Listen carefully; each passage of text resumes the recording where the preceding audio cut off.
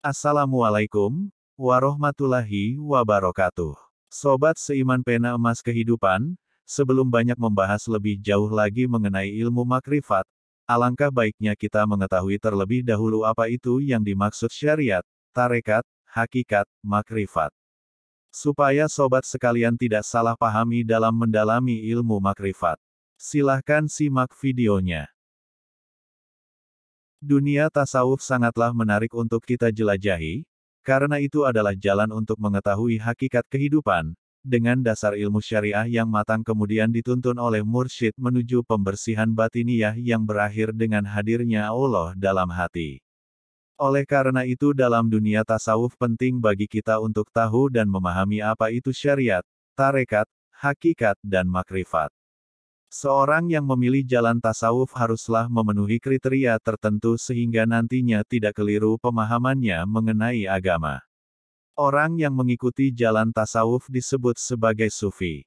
Para ulama salaf tidak keberatan atas keberadaan tasawuf atau tarekat terorganisir dengan syarat tidak ada hal-hal yang berlawanan dengan 4 sumber syariah yaitu Quran, Sunnah, Ijma', dan Qiyas. Imam Nawawi dalam Al-Maqasid fi Bayan Al-Aqaid wa Ushul Al-Ahkam, halaman 92, menjelaskan soal ini.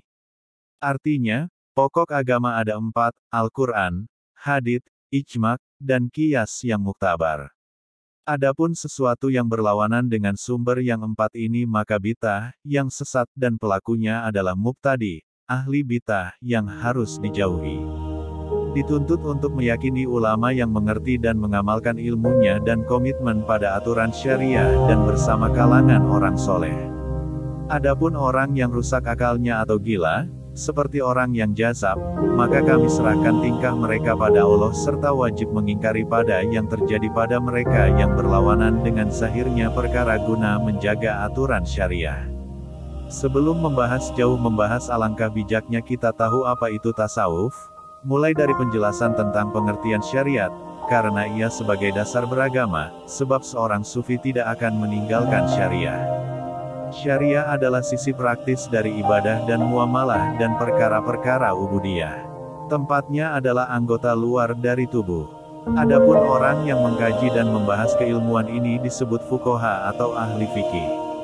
Tarekat adalah kesungguhan hati, mujahadah al-nafs, dan meningkatkan kualitas karakter hati yang kurang menuju kesempurnaan dan naik dalam posisi kesempurnaan dengan sebab ditemani oleh para mursyid. Tarekat adalah jembatan yang menjadi perantara dari syariah menuju hakikat.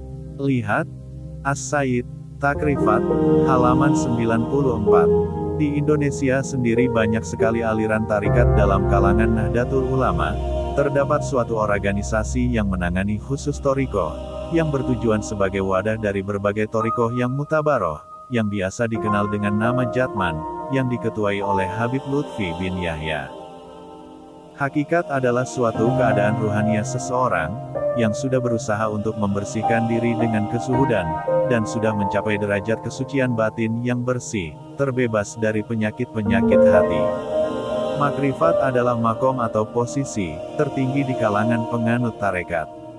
Menurut kalangan sufi, makrifat adalah anugerah Allah pada kalangan al-arif, orang yang mencapai makrifat berupa ilmu, rahasia, asror, dan latoif, kelembutan. Orang yang telah mencapai makam makrifat ini biasanya terdapat karomah dan keistiqomahan dalam beribadah kepada Allah.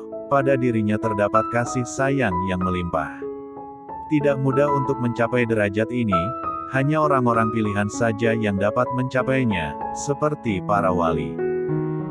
Dalam kitabnya Al-Tabaqat Al-Kubro, Syekh Abdul Al-Wahhab Al-Sarani mendefinisikan sufisme sebagai berikut: jalan para sufi dibangun dari Quran dan Sunnah, dan didasarkan pada cara hidup berdasarkan moral para nabi dan yang tersucikan.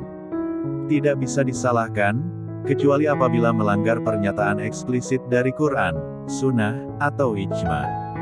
Jadi orang yang dalam perilakunya sehari-hari jauh dari syariat tidak diperkenankan untuk mengikuti tarekat, seperti halnya bersekolah yang harus menyelesaikan kelas 1 terlebih dahulu untuk berada di kelas 2, dan juga seterusnya.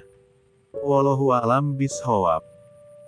Sobat seiman pena emas kehidupan, demikian penjelasan singkat mengenai syariat, tarekat, hakikat, makrifat. Semoga bisa dipahami dan bermanfaat. Silahkan subscribe channel ini, agar bisa mendapatkan informasi mengenai sejarah-sejarah dunia tasawuf dan kajian-kajian ilmu tasawuf.